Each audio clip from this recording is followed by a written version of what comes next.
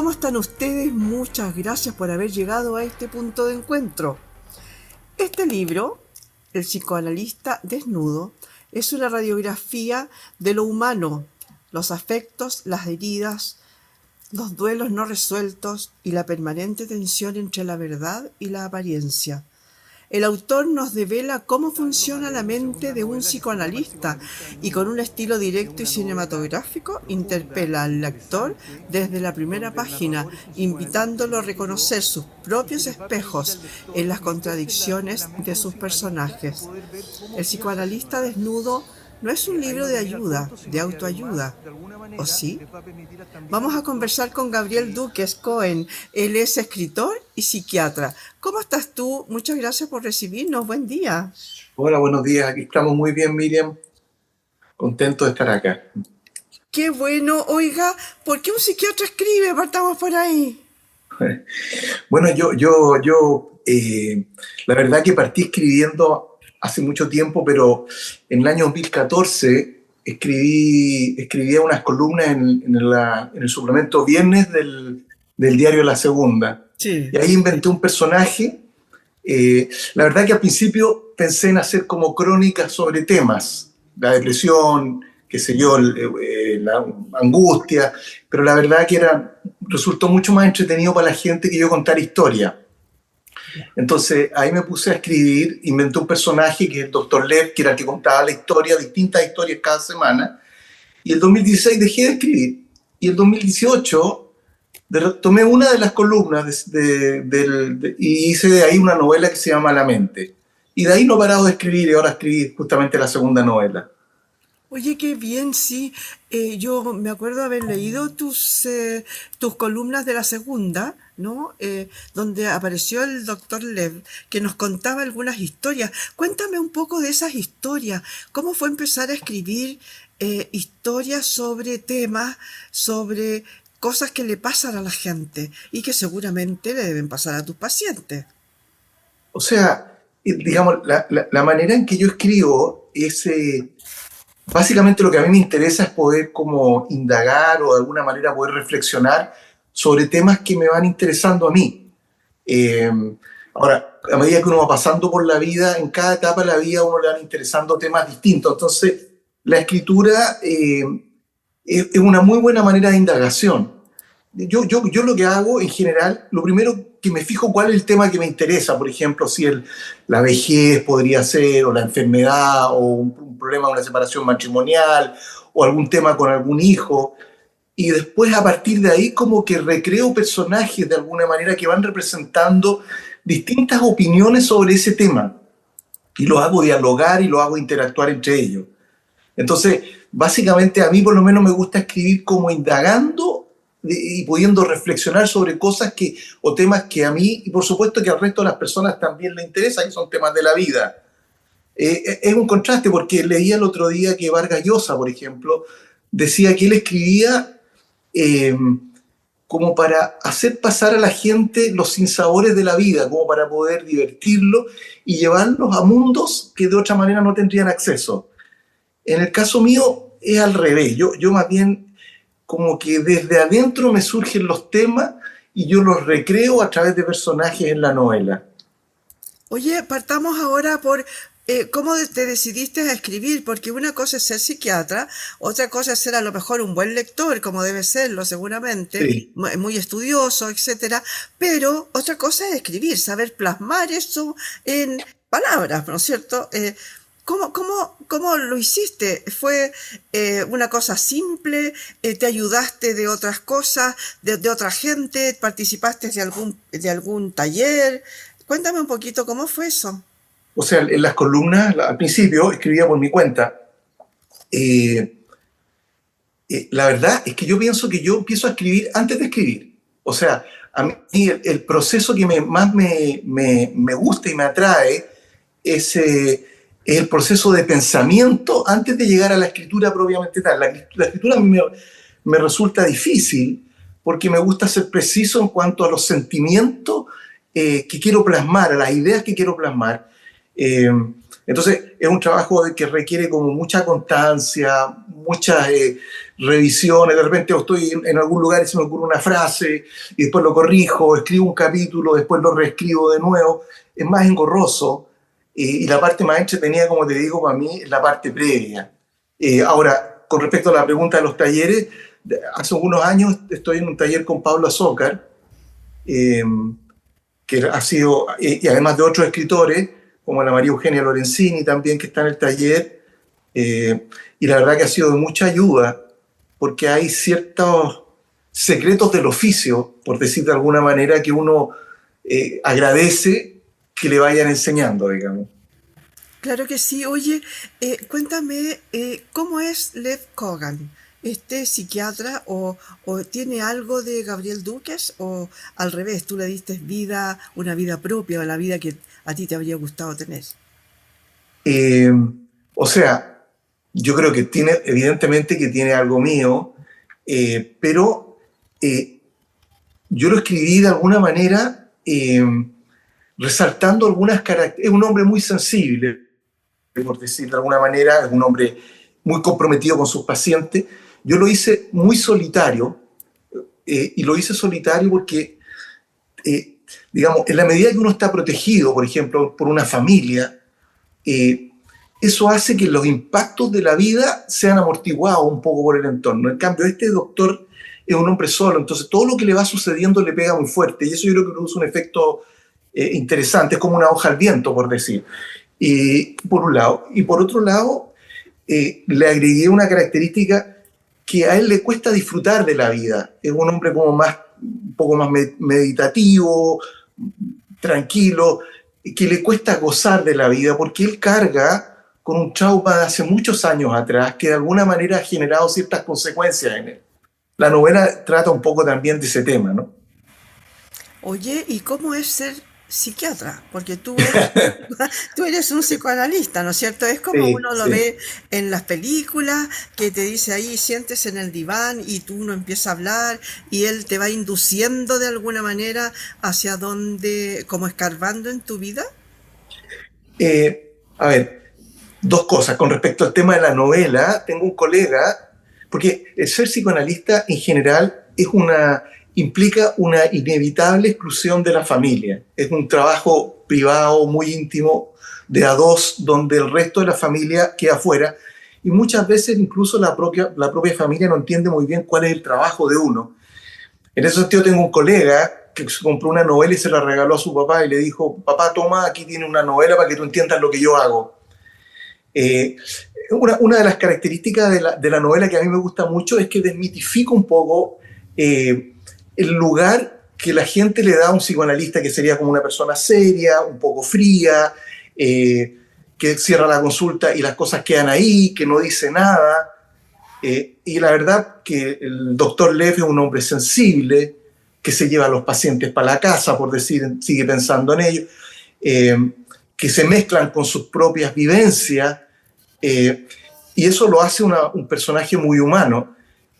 Yo creo que para ser un buen psicoanalista, uno tiene que poder empatizar con los sentimientos de otros. O sea, la gente de repente imagina a los psiquiatras psicoanalistas como fríos, distantes, que dan una opinión así docta.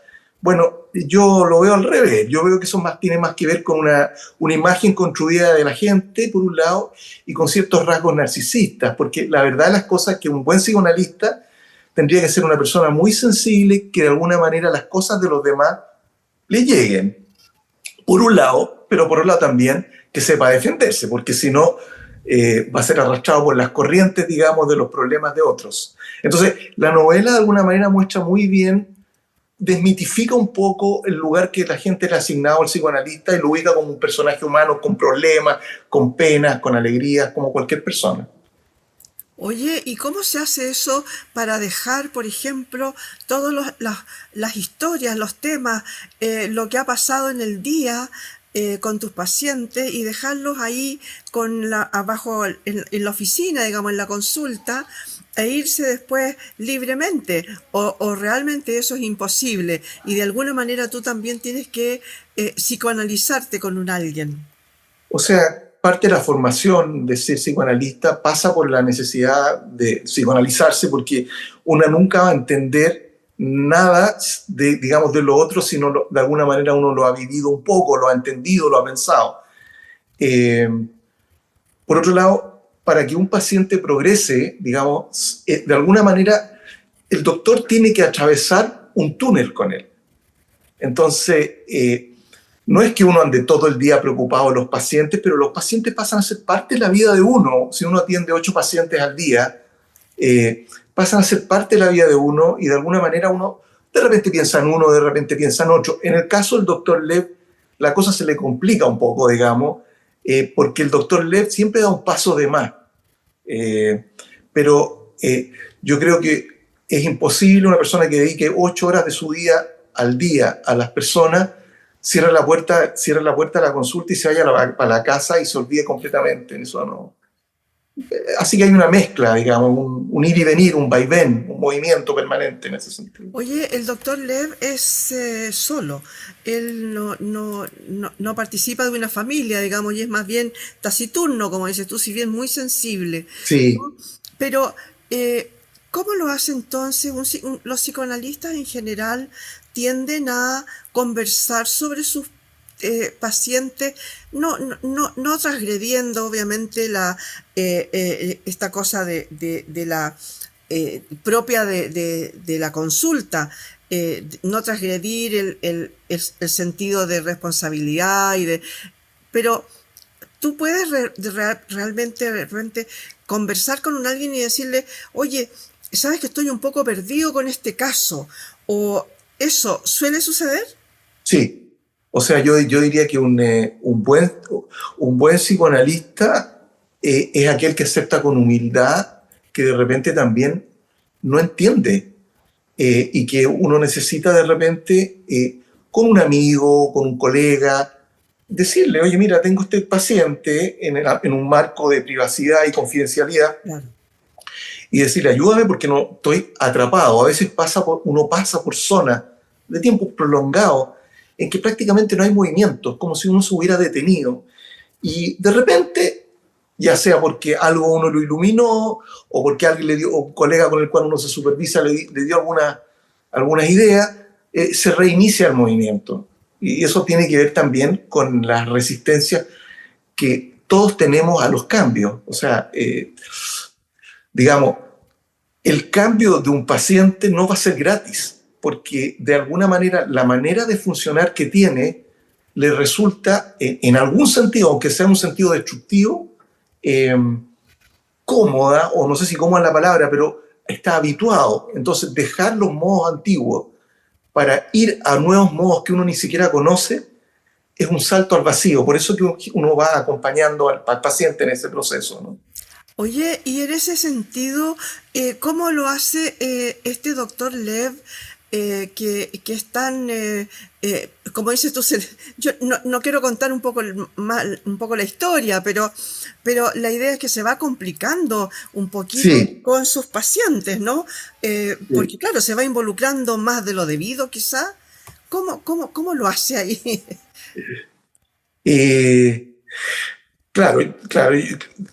Yo creo que el doctor Lev de repente sin darse cuenta y a veces de manera muy bien intencionada transgrede ciertos límites que lo van enredando, ¿no? En situaciones muy complejas que son verdaderos callejones sin salida. Y lo interesante es que el lector de alguna manera, como está escrito en tiempo presente, es decir, lo que le va sucediendo al doctor Lev lo va viendo el lector como si estuviera pegado, hace como un pacto con el psicoanalista, con él. Y entonces va viviendo exactamente lo mismo que vive el doctor Lev. Y eso resulta muy atractivo para el lector porque se mete en un mundo, digamos, que no conoce, como una ventana abierta, donde se van iluminando ciertos momentos de la vida del doctor. Eh, Ahora, el problema, el truco, por decir de alguna manera, es que el lector cree que lo que dice Lev es verdad, pero en realidad lo que Lev va contando es visto desde la subjetividad de él. O sea, nadie tiene la verdad. Lev cuenta lo que él vive, que es una parte de la verdad o un fragmento de la verdad. El lector cree que Lev sabe, porque es psicoanalista, pero Lev no sabe. Entonces, bueno, y va mirando ahí entonces cómo funcionan las cosas, pero después de un tiempo, sin darse cuenta, el lector deviene en paciente. Es un muy buen ejemplo porque cuando Marcelo Simonetti presentó mi novela, de repente dijo que me vi, digamos, más que leyendo, pensando en mi padre. Y yo creo que ese es el mérito de la novela, que de alguna manera, como son temas tan universales que a todos tenemos, nos invitan a reflexionar sobre nuestras propias cosas. Y Bueno, entonces, justamente yo al comienzo decía que tú desde la primera página interpelabas al lector invitándolo a reconocer sus propios espejos en contradicciones de sus personajes. Entonces yo dije, bueno, este será un libro de alguna manera de autoayuda o no, o sí. De alguna manera sí lo es, porque todas esas cosas que va proponiendo el doctor Lev, uno se va dando cuenta que de repente actuó parecido o dijo algo igual o algo similar está sucediendo, como dices tú, que sucedió con un amigo, ¿no? sí, sí, sí. Claro, en buenas cuentas tiene varias capas de lectura. La capa más superficial es una historia, y en ese sentido una narración y una novela. Pero mi interés es como invitar a las personas a poder reflexionar, pero no solo a pensar, sino también a sentir, porque uno se emociona con el doctor, después se entristece. De hecho, este personaje que tú hablas, que es el amigo que se llama Marco, ¿no? Que es un hombre enfermo que está condenado a la muerte, tiene más vida, por decir de alguna manera, que el doctor Lev, que está lleno de problemas y de alguna manera se transforma en el psicoanalista del doctor Lev y lo ayuda a resolver sus propios problemas. Entonces hay ciertas paradojas. O en otro momento, por ejemplo, el doctor Lev, cuando está supervisando a una alumna, le dice ciertas cosas que no tiene que hacer. Y en el capítulo siguiente uno ve cómo el doctor Lev hace las mismas cosas que él dice que no tiene que hacer. Y la verdad, las cosas que la vida es así. Po. Claro que sí. Oye, cuéntame, a ver, hay algo que no dijimos desde un comienzo y me gustaría que me lo aclararas. ¿Qué diferencia hay entre un psiquiatra propiamente tal y un psicoanalista? Claro, mira, los psiquiatras son médicos que eligieron la especialidad de psiquiatría y que tienen la facultad de recetar medicamentos y de hacer psicoterapia. Y el psicoanálisis es un modo particular de psicoterapia, una técnica de psicoterapia que básicamente es de alta frecuencia en general, y que básicamente fue descubierta por Sigmund Freud hace más o menos 150 años, donde él plantea que existe una parte de uno que uno no conoce, que él llama inconsciente, que tiene mucha fuerza y que de alguna manera nos gobierna. Entonces, por ponerte un ejemplo, de repente podría ser un paciente que siempre hace cosas en contra de él, como si estuviera gobernado por una parte de una pulsión autodestructiva. Entonces, de tanto repetir y entender eso con el doctor en un trabajo que es arduo y que es engorroso y que es repetitivo, de repente el paciente dice, está en una situación donde tiene la posibilidad de embarrarla de nuevo. Y dice, pucha, Gabriel me diría, como que empiezan a incorporar la posibilidad de entenderse. Entonces el psicoanálisis es un estudio que se hace en las asociaciones de psicoanálisis que duran más o menos 4 años, donde tienen como 3 partes. Por un lado, hay una parte teórica que uno le aprende, por otro lado uno se supervisa los pacientes que uno tiene, y por otro lado también se hace un psicoanálisis. Ya. Esas son como las 3 patas, y entonces uno se dedica, yo podría recetar medicamentos y eventualmente también podría tratar psicoanalíticamente un paciente. Perfecto. Oye, cuéntame, Freud ha sido bastante controversial Sí. últimamente, ¿no? ¿Por qué? Eh, o sea, mira, yo creo que hay que entender la historia de Sigmund Freud en el momento en que él, en el momento en que él descubrió el psicoanálisis, que fue a fines de la década de los 1800. Desde ahí la sociedad ha cambiado mucho, y hay evidentemente, por un lado, muchos desarrollos de cómo que se llama, de científicos y psicoanalistas que han aportado mucho a la psicología, y por otro lado han aparecido una serie de nuevas técnicas psicoterapéuticas de índole conductista o sistémica. Sí. Entonces siempre ha habido como una pugna entre la una y la otra, cuáles son más eficientes. De repente han dicho que el psicoanálisis es muy largo y que cuando el paciente ya se mejora, ya no se acuerda cómo era. Hay cosas así, digamos, ¿no? Sin embargo, yo creo que para cuando la indicación está bien hecha, es una ayuda bien importante. Obviamente existen otras técnicas que son tan valiosas como esa, digamos, dependiendo del caso. Perfecto, eso es muy bueno que dijiste ahí, dependiendo del caso. Será entonces la técnica que a lo mejor se va a necesitar, ¿no es cierto? Cuéntame para ir terminando, el psicoanalista desnudo, el doctor Lev, ¿tiene ya pensado en otra historia? Mira, Yo creo que, a mí me perdona, gusta. yo creo que se le deben haber quedado unas cuantas en el tintero, Sí, una fórmula sí, como para continuar, ¿no es cierto? sí, sí, sí. Bueno, mira, a mí, digamos, yo lo tomo como un acto de libertad escribir, ¿ah? O sea, no me amarro a la obligación de escribir. Estoy tratando de hacer una trilogía, porque esta novela, El psicoanalista desnudo, es la segunda, como tú dijiste, la primera es Malamente, Sí. y me gustaría hacer una trilogía. Y en eso estoy pensando, pero igual escribir un capítulo tiene 69 capítulos en la novela, son capítulos cortos, pero igual cada capítulo es mucho esfuerzo. Ahora, igual yo lo disfruto porque igual tiene momentos cómicos y me sirve para retratar situaciones que voy viendo en la vida cotidiana. Tengo amigos que ya no me cuentan historias porque tienen miedo que se las pongan en el libro, pero me entretengo, así que bueno, pienso escribir una tercera novela, ¿sí? ¿Cuánto te demoraste en este? 2 años. 2 años escribiendo en forma continua, de repente Sí, lo dejabas en el cajón y te no, olvidabas. no. Lo que pasa es que pienso yo que para poder eh, retratar bien un personaje, por ejemplo, Montserrat, que es una paciente del doctor Sí, Lev, sí. y que de alguna manera alguien me decía que la encontraba atractiva, alguien que leyó la novela, para alguna manera poder tratarla bien, si yo pienso que si yo pongo en el cajón por tiempos prolongados se me van los personajes, entonces tengo que tenerlos muy presentes para poder ir como afinándolos de tal manera que tengan la Montserrat de la página 1 con la página 100 tengan coherencia. Entonces tengo que escribir como toda la semana.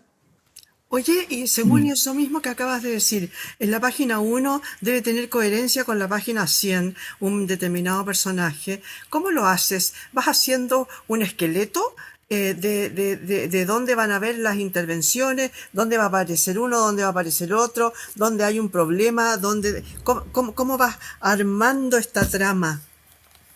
De una manera muy particular, que es como me resulta a mí. El problema de eso tiene que ver también con el manejo de la atención de la novela, porque yo lo escribí como varias historias que se van entretejiendo, que básicamente están centradas en el doctor Lev y que va iluminando como con una linterna distintos aspectos de la vida. Entonces, de repente, por ejemplo, queda un capítulo en una tensión alta, por ejemplo, y yo me voy a una otra situación del doctor Lev con un amigo, por ejemplo, en ese caso, y esto queda como una pregunta planteada que la retomo después. Ese ejercicio me permite como manejar bien la atención. Ahora, con respecto a lo que me pregunta, la verdad que yo no tengo nada muy definido cómo escribo. Y de hecho, no tenía ni pensado el final de la novela. Y en cierto sentido, fíjate, a mí me pasa un poco que los personajes como que empiezan a negociar conmigo, porque de repente como que no les gusta lo que yo estoy haciendo con ellos. Entonces, tengo que ir como conversando un poco con ellos para ir ajustando los capítulos, sobre todo más al final. No, tengo claro, por ejemplo, sobre qué temas quiero reflexionar, pero no tengo claro cómo va a discurrir la novela. Ya. Oye, y ahora sí, para terminar, cuéntame por qué alguien debiera comprar este libro y leerlo. Eh, o sea, yo de partida yo soy de la idea que la lectura produce un desarrollo de las personas y un crecimiento que es mucho más profundo que el que puede dar, por ejemplo, otras formas, como una película. Entonces, de partida encuentro que es muy bueno leer porque leer también a uno lo aquieta, lo tranquiliza y le permite reflexionar y pensar. Ahora, dicho eso, yo creo que es una novela súper entretenida, por un lado, que le va a permitir reflexionar, y aquellos que tienen curiosidad en indagar un poco y en mirar un poco más qué es lo que sucede dentro de las personas, yo creo que los va a seducir. De hecho, justamente Marcelo le decía a la gente cuando presentó la novela que él creía que no iban a poder detenerse una vez que la comiencen a leer. A mí lo que me interesa es que se emocionen, que disfruten, que se emocionen, que se entristezcan, no lo que te dije hace un rato atrás. Muchas gracias, Gabriel, por haber estado hoy día con nosotros. Bueno, gracias a ti, Miriam. Muchas gracias, un gusto. Oye, hoy día conversamos con Gabriel Duques, él es psiquiatra y escritor. Esta es su segunda novela, ¿no? La primera fue Malamente y esta, El psicoanalista desnudo, que se los recomiendo, pero desde ya, de todas maneras, para que este fin de año, obviamente, hay que comprarla, hay que ponerla en el cajón, en la maleta, ¿no? Cuando usted se va de vacaciones, tiene que aprovechar de llevársela. Muchas gracias por haber estado hoy día. Muchas gracias a ti. Muchas gracias a ti, un gusto.